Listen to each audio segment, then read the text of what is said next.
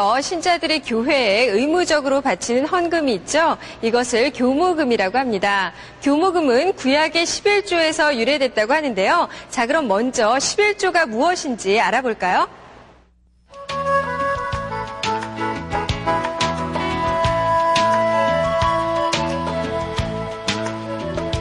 종교적인 목적을 위해서 농산물이나 가축, 전리품 등에 자기가 소유하고 있는 재산의 10분의 1을 바치는 것은 고대의 다른 종교와 문화 속에서도 널리 행해졌던 관습입니다. 구약 성서 안에서도 11조에 대한 다양한 기록들을 찾아볼 수가 있는데요. 먼저 아브라함은 전리품의 10분의 1을 멜기사덱에게 주었고요. 야곱은 하느님께서 축복하시는 소유지의 10분의 1을 하느님께 드리겠다고 맹세했습니다. 그리고 신명기에서는 땅과 그 소출의 주인인 하느님께 감사의 헌물로 11조를 바쳤고요.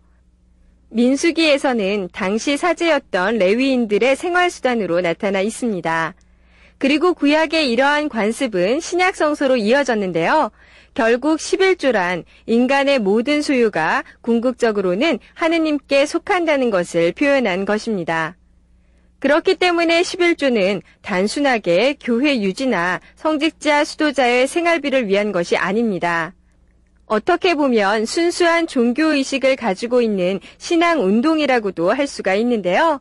다시 말해서 11조는 하느님의 제단에 바치는 선물이고 하느님의 은총에 대한 감사의 예물인 것입니다. 교무금은 11조에서 유래됐기 때문에 원칙적으로는 수입의 10분의 1을 내야 된다고 합니다. 하지만 우리나라의 경우에는 현실적인 상황을 고려해서 30분의 1을 내고 있다고 하는데요. 자, 그렇다면 이번에는요, 교무금에 대한 규정들에 대해서 좀 더 자세하게 알아볼까요? 교무금은 개인별로 정해지는 것이 아니라 가정을 단위로 해서 책정됩니다. 다시 말해서 한 가정의 수입을 모두 합해 거기서 일정 금액을 내는 것인데요. 교우들은 한 달에 한 번 각 본당에 의무적으로 교무금을 내고 있습니다. 그리고 각 본당에서 모아진 교무금은 각 교구로 전달되는데요. 교구장은 신자들의 교무금을 교회 유지와 교회 사업을 위해서 사용하고 있습니다.